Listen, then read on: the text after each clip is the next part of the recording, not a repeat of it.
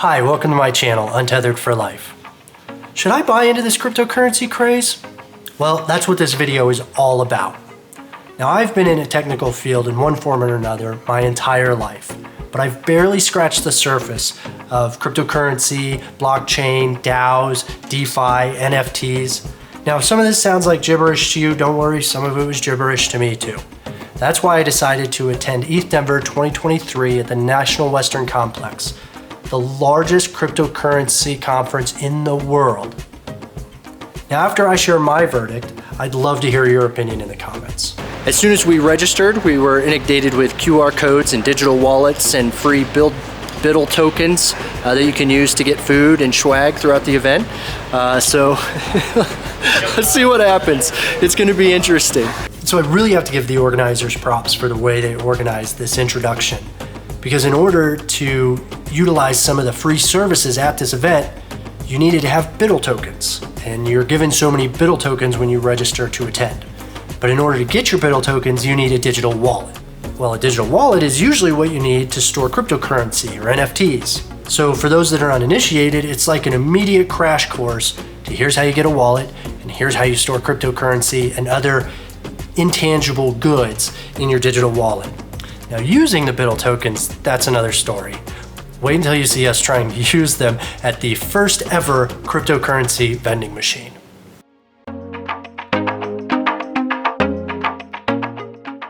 So EthDenver was originally, and primarily still is, a hackathon.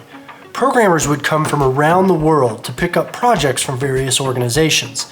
They'd then work on these projects amongst their peers in these large collaborative workspaces very intensely for a week. At the end of that week, they'd submit their work alongside a bid. The best projects and bids would then get paid for their work.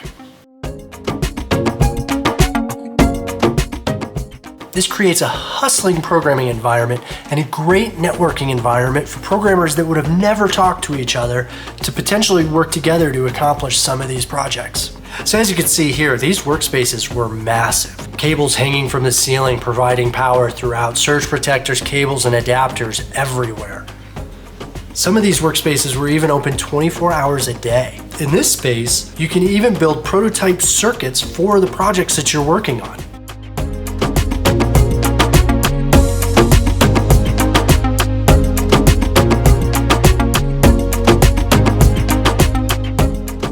All of the amenities people needed were on site, from showers, free snacks, music lounges, and quiet zones like the Zen Garden, which we're going to check out.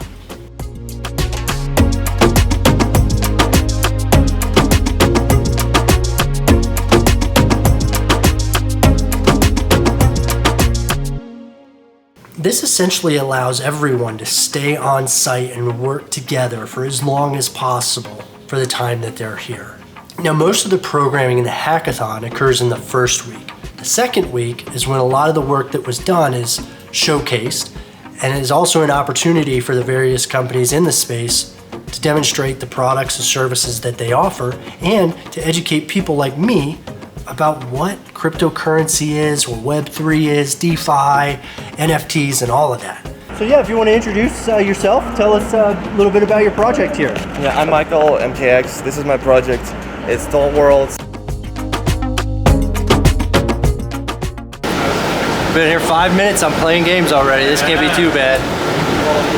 It's Pixel Art action MMORPG game. You can play it right now on EthDenver, IRL. We're gonna launch this version online in a couple of weeks. It's a lot of fun. So yeah, make sure to follow our socials and play the game. IRL means in real life? Oh yeah. We went into Web3 in 2021. We firstly wanted to make a sort of like a metaverse project where you could play with your NFTs as skins, right? So you have like this bored ape, like monkey, you can use it in game as a skin. But then we moved towards creating something with our own identity. So this is how Tollan Worlds started. This is more of a game than like anything where you can earn crypto at.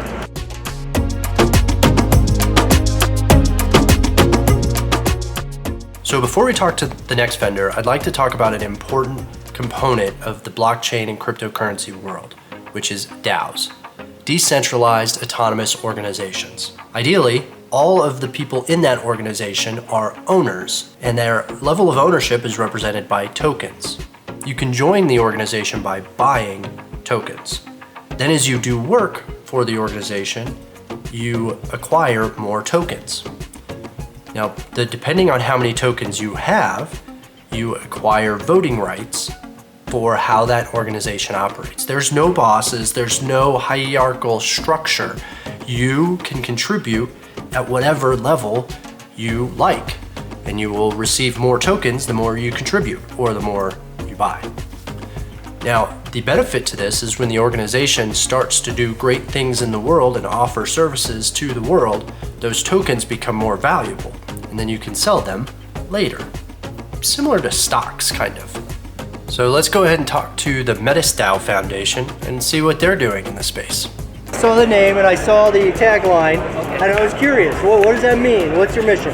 Actually, we see current governance structure, in other DAOs is pretty, let's say rugged, because, it's the giant whales or, large token holders have the say. But actually the contributors and the one who really care about the ecosystem, they don't have too much say in the ecosystem. So that's our approach. We hope to make this contribution based, while everyone can participate, not just the giant whales.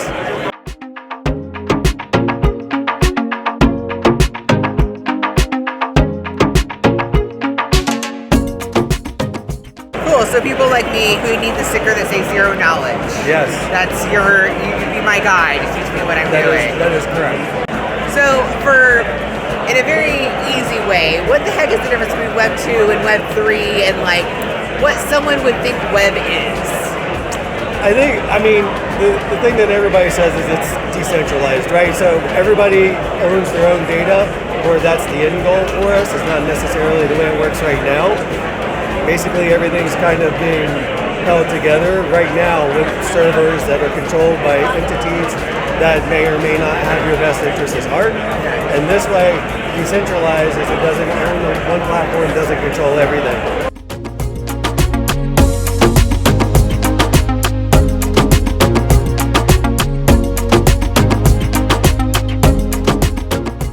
So whether you've been participating in the hackathon, programming away, or you're spending all day talking about what your organization does, or even as an attendee, being here can be quite draining. One of my favorite places was the Zen Zone. Let's go ahead and go check it out. So we're about to enter the Zen Zone. It's an area that offers puppy therapy, meditation, Reiki.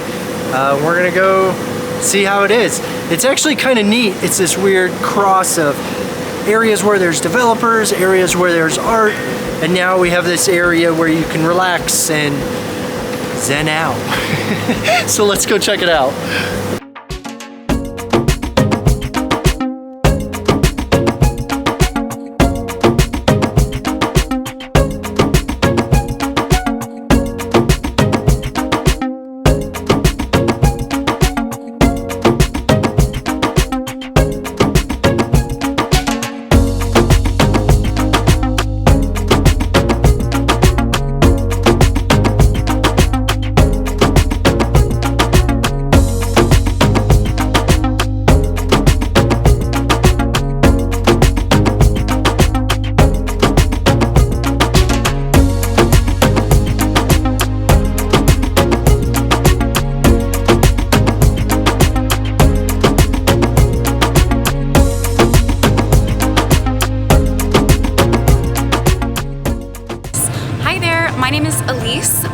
And I am the owner and founder of Respirit Breathwork.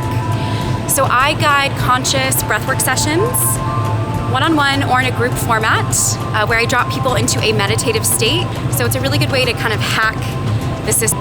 When people are stressed out at this conference, they can just come down, calm down, lay on my mat. Had a serendipitous opportunity. So I was at a metaphysical fair about 1.5 years ago, and I met with one of the healers here who was talking about coming to this conference. And I said, what would a Reiki healer be doing at a cryptocurrency conference? She goes, oh, there's something called the Zen Zone, where stressed out people that are up all night doing hackathons or IT or account executives, like business executives, are cramming their brain full of all this information every day, and they need somewhere to go to kind of chill out. And I said, cool, was someone doing breathwork there? She said, no, you're fun, I'll invite you next year. So here I am.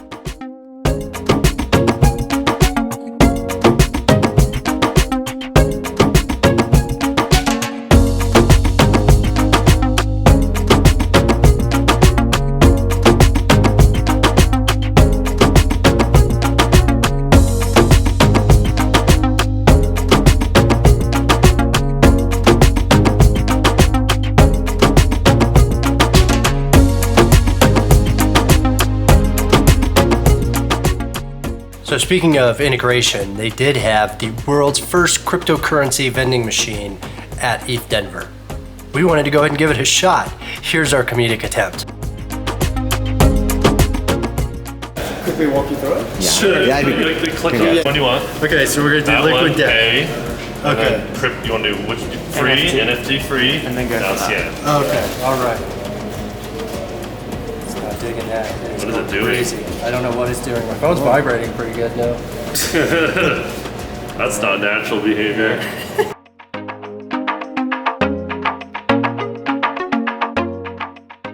These icons right here is like in and out, right? So you want to receive funds here.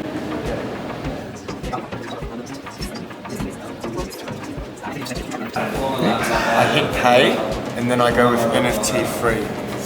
From there, I'm entering my That's what you're wallet, supposed to do, yeah. Yeah, so after we went to the trophy, going to my QR scanner, So you're supposed to claim your NFTs in there. That's scanning what you it use there. for that.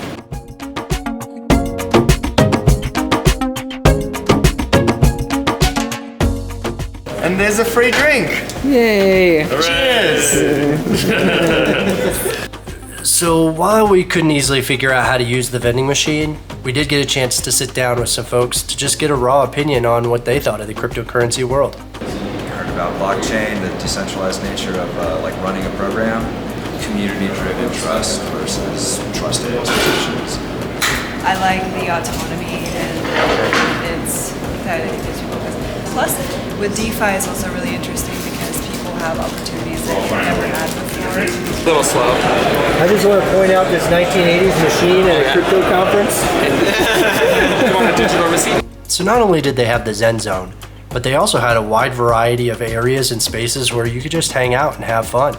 For example, they had the DJ room where various DJs played music and you could dance and hang out or relax.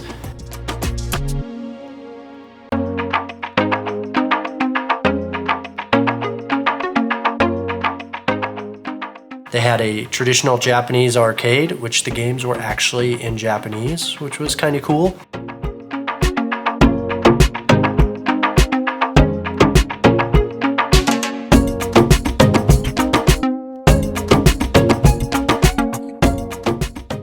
Six stages where various people from different organizations presented various topics.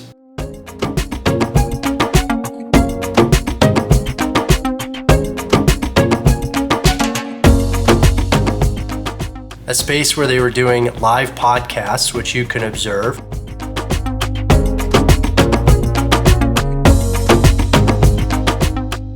Licensed childcare services, which given this is a hackathon in many people's career, this is an extremely cool service to have. As well as, of course, how can you forget the Doggy McLaurin?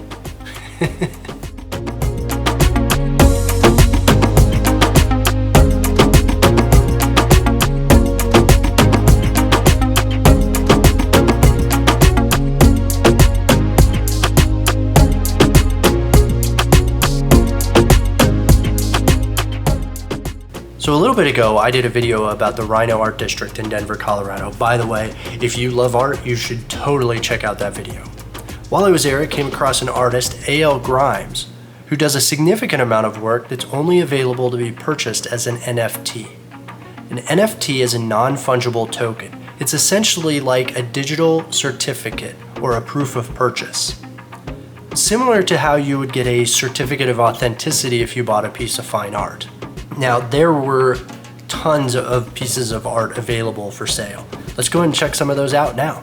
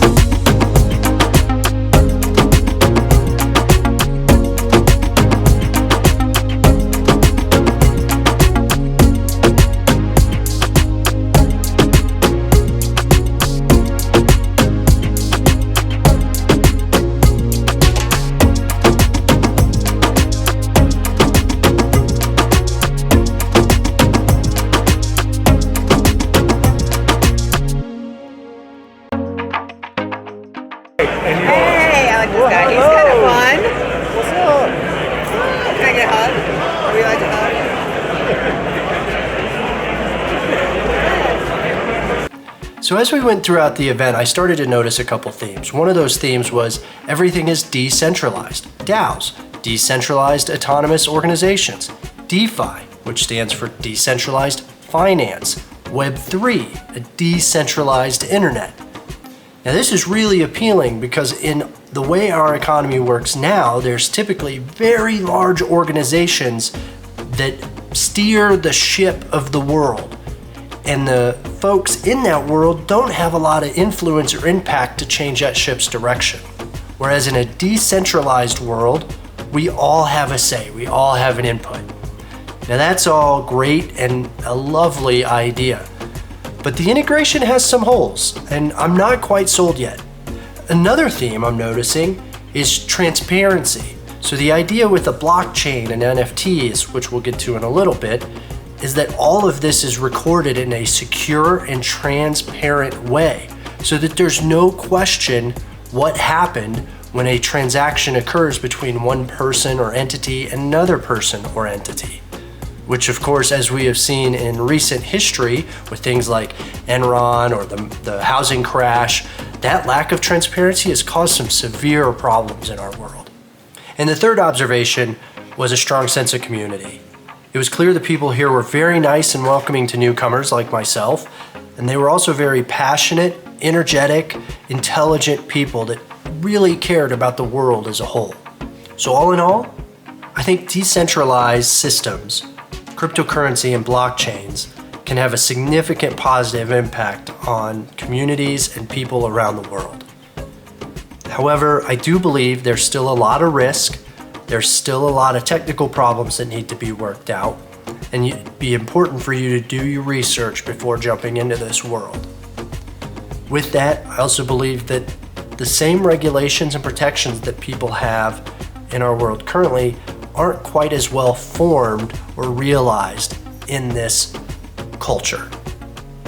But I'm glad I was a part of it for the day, and I'm looking forward to seeing where it goes in the future. So my name's Luke with Untethered for Life. I absolutely love the state of Colorado. I'm constantly exploring things to see, do, and eat in this gorgeous state. Whether you're a resident, thinking about moving here, or you vacation here, I'd highly encourage you to subscribe to my channel for more up-to-date Colorado content.